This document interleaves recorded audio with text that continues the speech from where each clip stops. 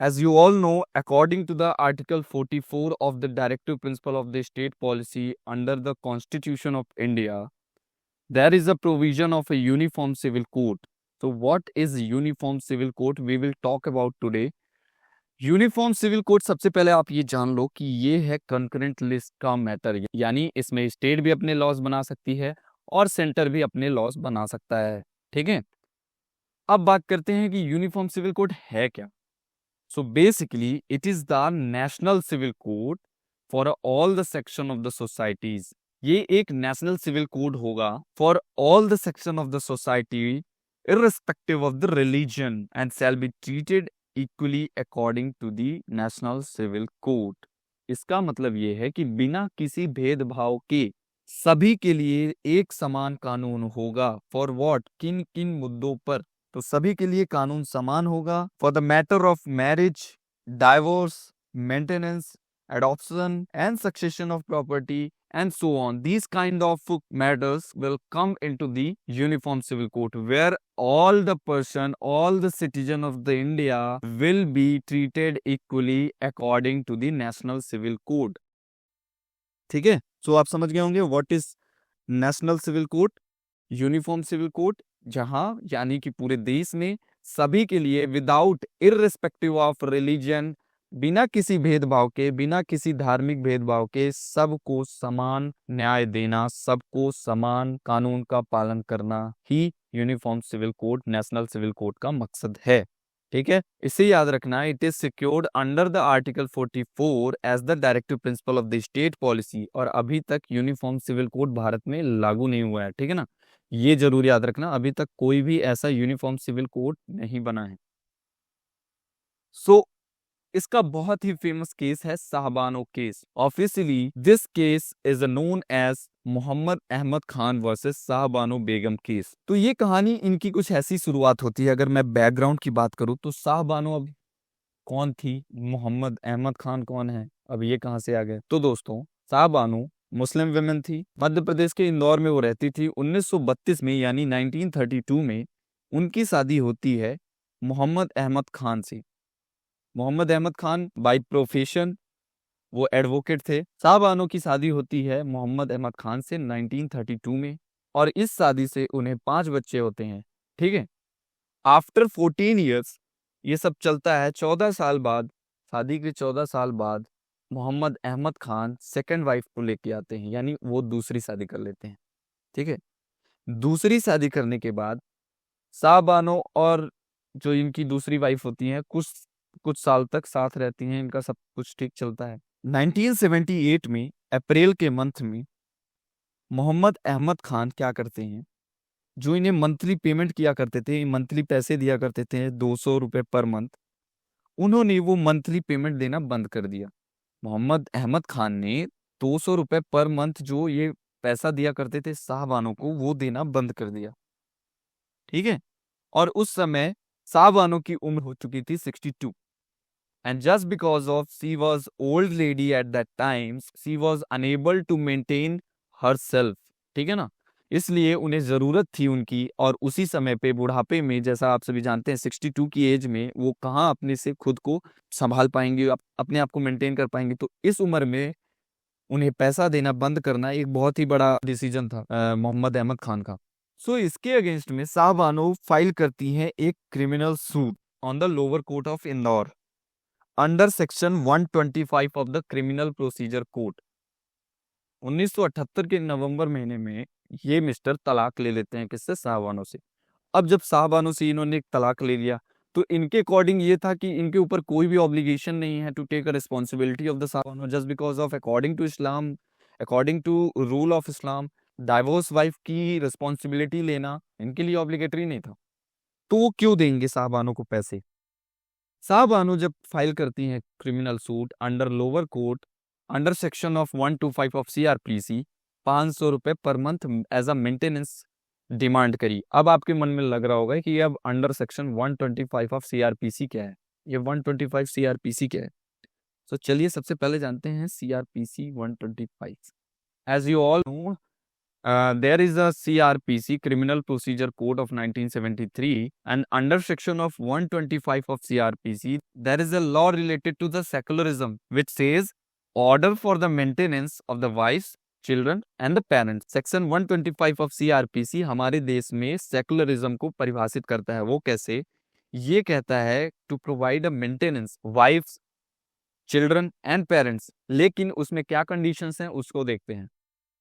If any person having a sufficient means and the neglect or refuse to maintain, to whom wife unable to maintain herself, his legitimate or illegitimate minor child, abnormal physically or mentally child, और father और mother. अगर किसी व्यक्ति के पास sufficient means हैं, यानी उसकी इतनी आय है, उसके पास इतनी संपत्ति है कि वो अपने और अपने परिवार को मेंटेन कर सकता है, और उसके बावजूद इफ ही रिफ्यूजेज, अगर वो मना करता है टू मेंटेन, किसको किसको, उसमें भी वाइफ, उसके लेजिटिमेट इलेजिटिमेट माइनर चाइल्ड, उसके वैध अवैध बच्चे माइनर चाइल्ड जो हैं 18 से कम, एबनॉर्मल मतलब या तो फिजिकली या तो मेंटली या तो किसी भी तरीके की एबनॉर्मल चाइल्ड है, अगर उसका इवन अगर वो बच्चा एबनॉर्मल है फिजिकली मेंटली कुछ भी, अगर वो 18 की एज को क्रॉस भी कर लेता है तो भी उसे उसको मेंटेन करना होगा, और उसके फादर और mother.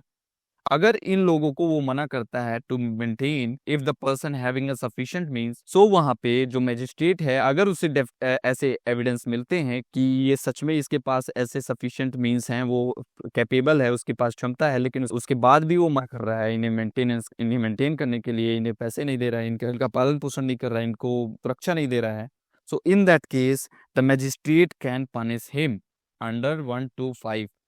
And this article says there is a no discrimination on the basis of caste, creed and religion. So here the section 125 of the CRPC, maintaining the secularism of the country, which is the basic ideal of the country, which is a basic ideal of the constitution makers provided by the constitution. So in this article we can say this article prohibits any kind of discrimination based on caste, creed and religions, and hence the Shah Banu was filed a suit against her ex-husband Mr. Ahmad Khan to provide a maintenance of a monthly 500 rupees. और as a result 1979 में judgement आता है lower court का. जब judgement आता है lower court का तो लोअर कोर्ट ने ये कहा कि 500 तो नहीं लेकिन 25 रुपए पर मंथ उस टाइम पे 1979 में 25 रुपए पर मंथ एज अ एलिमनी देने के लिए उन्हें कहा गया मिस्टर अहमद खान को. जुलाई 1980 में शाह बानो चली जाती हैं कहाँ, हाई कोर्ट, क्योंकि 25 रुपए वाकई में बहुत कम थे to maintain her and her child. So in that case जुलाई 1980 में शाह बानो मूव करती हैं towards the high court of Madhya Pradesh, जहां मध्य प्रदेश के हाई कोर्ट ने इस अमाउंट को इंक्रीज करते हुए 179.20 रुपीस पर मंथ देने का जजमेंट दे दिया. ठीक है, अब जब 179.20 रुपीस पर मंथ उनको देना था मिस्टर अहमद खान को टू द शाह बानो, अब उसके खिलाफ ex husband mister Ahmad Khan वो मूव करते हैं सुप्रीम कोर्ट की ओर. उन्होंने एक पिटीशन फाइल की सुप्रीम कोर्ट में और कहा कि there is a no responsibility on him to give any kind of maintenance to her divorced wife just because of it is according to Islam. It is according to the rule of Islam. There is a no responsibility on him. उनके ऊपर ऐसी कोई भी responsibility नहीं है according to इस्लाम कि वो किसी भी प्रकार का मेंटेनेंस करें, किसी भी प्रकार का मेंटेनेंस दें टू हर डाइवोर्स्ड वाइफ. उनकी तलाकशुदा पत्नी को किसी भी प्रकार का मेंटेनेंस देना उनके अकॉर्डिंग, इस्लाम के अकॉर्डिंग देना गलत है. और इसलिए जो हाई कोर्ट का जजमेंट है 179.20 रुपीस देने का पर मंथ, ये गलत है. इसके खिलाफ वो जाते हैं कहाँ, सुप्रीम कोर्ट. सुप्रीम कोर्ट में ये केस सबसे पहले सुना जाता है 3 फरवरी को 1981 में. 2 जजेस की बेंच बैठती है. पहले जज थे जस्टिस मुर्तजा फजल अली और दूसरे थे justice A Varadarajan. Justice Murtaza Fazal Ali की मैं बात करूं तो ये बेसिकली जम्मू कश्मीर के चीफ जस्टिस थे एज अ एसोसिएट जज वो सुप्रीम कोर्ट में काम कर रहे थे। ये बेसिकली सुप्रीम कोर्ट के जज नहीं थे, क्योंकि हमारे यहाँ जजेस की संख्या कम है, तो सुप्रीम कोर्ट में ऐसा प्रावधान है कि जो हाई कोर्ट के जज हैं उनको रिक्रूट कर लेते हैं एज अ एसोसिएट जज for maintaining some kind of cases which is pending. तो justice Murtaza Fazal Ali as a associate जज वहां पे काम कर रहे थे। दो जजेस की ये बेंच बैठी इन दोनों की लीडरशिप में। इन्होंने इनका केस सुना मिस्टर अहमद का, और इन्होंने कहा कि ये और भी बड़ी बेंच में इस केस को सुनना चाहिए। Then this case moved towards the 5 जजेस bench which is a larger than 2 जजेस bench. Now in that case all India Muslim personal law board plus as well as Jamiat Ulema-e Hind intervener की तौर पे यानी हस्तक्षेप करते हुए इन दोनों को भी पार्टीज में बीच में लाया गया। 23 अप्रैल 1985 को 5 जजेस की बेंच बैठती है।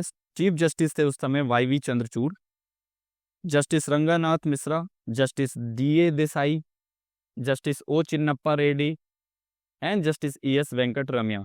After listening of both the parties, bench unanimously given a verdict, and the verdict was that Supreme Court dismissed the appeal of Mr. Khan and confirmed the judgment of the High Court. ऐसा क्यों?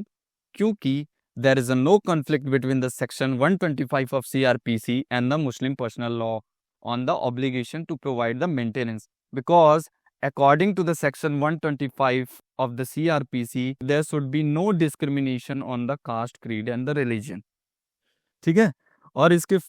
और फिर supreme court ने कहा कि आपको maintenance देना होगा। इसके खिलाफ में बहुत बड़ा आंदोलन शुरू हो गया। मुस्लिम लोगों ने इसका विरोध किया, इसके अगेंस्ट थे, बहुत सारे लोग इसके अगेंस्ट थे कि ये रिलीजन में इंटरफेरेंस था ऑफ सुप्रीम कोर्ट। तो इसके खिलाफ दबाव बनाया गया। उस समय राजीव गांधी की सरकार थी, आप सभी जानते हैं। तो राजीव गांधी के ऊपर ये ऐसा प्रेशर बनाया गया, उनकी सरकार के ऊपर प्रेशराइज किया गया कि अगर वो ऐसा नहीं करते हैं, सुप्रीम कोर्ट के जजमेंट को बाई लेजिस्लेचर बाइकआउट करके उसे एक मतलब इसे नल एंड वाइड नहीं करते हैं, अगर इसे नलीफाइड नहीं करते हैं, इसे रद्द नहीं करते हैं, तो उनकी गवर्नमेंट जा सकती है। सो उसके बिहाफ में, और इसलिए राजीव गांधी की सरकार लेकर आती है इसके अगेंस्ट में to nullified the judgment of the supreme court Muslim women protection of rights on the divorce act 1986। इस एक्ट में इन्होंने ये प्रोविजन बनाया कि only for the iddat they are responsible for giving the maintenance. इद्दत मतलब जब कोई मुस्लिम व्यक्ति अपनी पत्नी से तलाक लेता है, तो इद्दत मतलब 90 दिनों के भीतर, सिर्फ 90 दिनों के लिए वो रिस्पॉन्सिबल होता है टू गिव हर मेंटेनेंस। उसके बाद नहीं। लेकिन बाद में इस एक्ट का बहुत विरोध होता है अपोजिशन के द्वारा। इसे कहा जाता है कि this was the appeasement politics, तुष्टीकरण की राजनीति कर रहे हैं ये लोग माइनॉरिटीज के साथ, है ना। सुप्रीम कोर्ट के जजमेंट को इन्होंने नलिफाइड कर दिया। महिला संगठनों के द्वारा इसका विरोध किया गया, ऑफ कोर्स, है ना। बहुत सारा क्रिटिसिज्म हुआ इनका। बाद में Daniel Latifi versus Union of India case आया 2001 में। ये बेसिकली डेनियल लतीफी साहबानों के लॉयर थे, तो उनमें उन्होंने पिटीशन फाइल किया। सो उनके केस में भी फिर ये कहा गया सुप्रीम कोर्ट के द्वारा कि इद्दत है, उसके बाद भी जब तक कि वो वुमेन फिर से विवाह नहीं कर लेती, शादी नहीं कर लेती, तब तक उसे देना पड़ेगा। इस तरह से ये मैटर चला। So we can learn from this. यहाँ से हम सीख सकते हैं कि अगर वहां पे कोई ऐसा एक लॉ है यूनिवर्सल सिविल कोड की तरह, जहाँ पे without discriminating on the base of religion और एनीथिंग कास्ट क्रीड, सो उसके बेस में बिना किसी डिस्क्रिमिनेशन को सबको समान ट्रीटमेंट दिया जाए on the matter of marriage, divorce, maintenance, adoption, succession और प्रॉपर्टी। सो इस सब में अगर एक समान लॉ होगा तो ये हमारे देश के लिए सही होगा, है ना। सुप्रीम कोर्ट ने भी ये अपनी चिंता जताते हुए कहा कि जो यूनिफॉर्म सिविल कोड आर्टिकल 44 में जिसका डिस्कशन किया गया है, ये सिर्फ एक डेड आर्टिकल है। जब तक कि इसके ऊपर कोई बात नहीं आती, इसके ऊपर कोई लॉ नहीं बनता, सो it is just a dead article. और रिसेंटली 2015 में सुप्रीम कोर्ट की बेंच ने ये भी क्वेश्चन उठाया था गवर्नमेंट की कि एक ऐसा यूनिफॉर्म सिविल कोड होना चाहिए जो कि सभी को समान दृष्टिकोण होना चाहिए in the matter of law. और साथ ही साथ अगर हम बात करें तो जैसा कि आप सभी जानते हैं 2017 में ट्रिपल तलाक, तलाक बिद्दत जिसे हम कहते हैं, अनकॉन्स्टिट्यूशनल करार दे दिया गया था। और साथ ही साथ सुप्रीम कोर्ट ने अपने वर्डिक्ट में, जजमेंट में ये भी कहा कि we direct the union of India to consider the appropriate legislation particularly with reference to the talaq biddat. और उसके बाद में आपने देखा कि ये अभी रिसेंटली ही इसे लॉ के रूप में बना दिया गया है, और अब ये कॉन्स्टिट्यूशनली अब तलाक बिद्दत यानी तलाक, जो ट्रिपल तलाक है, ये बैन हो चुका है पूरी तरीके से इंडिया में भी। ठीक है। सो वो ट्रिपल तलाक का मुद्दा अलग है, उस पर हम किसी दिन और बात करेंगे। लेकिन अभी जो साहबानों का केस है उसमें आपने ये समझा कि यूनिफॉर्म सिविल कोड क्या है, यूनिफॉर्म सिविल कोड में साहबानों केस क्या था, क्या ये मुद्दा है, क्या होना चाहिए, ठीक है ना। अब इसके बाद अगर हम बात करें कि अगर यूनिफॉर्म सिविल कोड का बेनिफिट क्या है, इसकी सिग्निफिकेंस क्या है, if I talk about the what is the importance, significance and benefits of the uniform civil code, मतलब यूनिफॉर्म सिविल कोड होने से हमारे देश में क्या इंप्रूवमेंट होगी, तो उसके बारे में अगर हम बात करें, so first of all if I talk about what is the benefits of the civil code, so all the religions, suppose if there will be a uniform civil code in the country, then all the laws related to the marriage, inheritance, family, land and so on, these kind of laws would be equal to the all citizens. समझ गए। अगर uniform civil code हमारे देश में आता है, बनता है, तो सभी लॉज सभी के लिए विदाउट एनी डिस्क्रिमिनेशन बराबर होंगे, इक्वल होंगे, ठीक है। एंड दूसरा, it will help in the improving the condition of the women in India. As you all know, Indian society is a patriarchal society, also they provide a mistreatment to the women. So इससे ये होगा कि uniform civil code आने से जो women की condition है हमारे भारत में वो इंप्रूव करेगी, क्योंकि आप जानते होंगे हमारा देश है वो पितृसत्ता पे बिलीव करता है बहुत ही सालों से, बहुत ही सालों से पितृसत्ता यहाँ पे कायम रही है, आज भी बहुत सारी जगह कायम है, जैसे लोकल गवर्नमेंट में। तो सेल्फ गवर्नमेंट में आप जानते हैं प्रधानपति का एक रिवाज चला है कि अगर 33% जो वुमेन के लिए सीट रिजर्व कर दी गई है, थ्योरेटिकली वो सब सही है, प्रैक्टिकली अगर बात किया जाए तो आप सभी जानते हैं कि महिलाओं को इलेक्शन में उतार करके उनके जीतने के बाद उनके पति एज अ प्रधानपति एक अलग ही नई पोस्ट अपने से निकाल करके उनके बिहाफ पे काम करते हैं। So if there is a some kind of a law, uniform civil code is existing in a country, it will benefit to the condition of the women, it will improve the benefit, it will improve the condition of the women in India. और इससे और हम एक सभ्य समाज से, सभ्य society से हम एक ऐसी चीज एक्सपेक्ट तो कर ही सकते हैं जहां महिला और पुरुष को समान देखा जाए, ठीक है। Now if I talk about the third benefit of the UCC, Uniform Civil Code, so India, just because of we have a, Uniform Civil Code, we have a equal laws for all without any discrimination. So in that case, India will move forward for its goal, developed country बनने का ये जो गोल है, इसकी तरफ हम तेजी से बढ़ेंगे, है ना। Also it will help to reduce the vote bank politics. जैसे आप सभी जानते हैं अपीजमेंट पॉलिटिक्स होती है हमारे यहाँ, जो ये माइनॉरिटीज को लुभाने के लिए वोट बैंक की पॉलिटिक्स होती है। सो अगर if there is a law of a uniform civil code, तो वहाँ पे आप देख सकते हैं कि ये जो वोट बैंक की राजनीति है on the basis of religion, वो तो कम होगी, उसे उसमें कमी आएगी जरूर से, ठीक है। So these are the benefit of the uniform civil code we can see. Now if I talk about what are the challenges, अगर हम चैलेंजेस की बात करेंगे, ठीक है, हमें इसके बेनिफिट्स के बारे में हमने अभी जाना, लेकिन अगर हम अभी इसे आज अभी अगर इसे इम्प्लीमेंट करें तो what are the challenges of the uniform civil code is in front of us, ठीक है। सो अगर मैं सबसे पहली बात करूं, as you all know that India has a strong and the long history of a personal laws. हमारे तरह तरह के पर्सनल लॉज थे हर धर्म में, हमारी एक लॉन्ग हिस्ट्री रही है पर्सनल लॉज की, हिंदू मुस्लिम सभी में। So it is not easy to enact uniform civil code in today's time. अगर बात करें कि कॉन्स्टिट्यूएंट असेंबली में कौन कौन इसके फेवर में थे, तो मैं आपको बता दूं, हमारे पहले प्रधानमंत्री Jawaharlal Nehru, doctor V R Ambedkar, ये जो कुछ ऐसे व्यक्ति थे ये इसके फेवर में थे, तुरंत इसको अप्लाई उसी टाइम पे ये इसे इम्प्लीमेंट करना चाहते थे, लेकिन अदर मेंबर्स ने इसका विरोध किया। सो ये इसे एज अ डीपीएसपी इसे सिक्योर किया गया, इसे बाद में इम्प्लीमेंट किया जाएगा as per the situation. Now, if I talk about the second one, so consensus of communities, the different kind of communities which are available, which are present in India, as you all know, Hindu, Muslim, these kind of communities. So we have to first of all take a consensus of these communities and then enact for these kind of laws.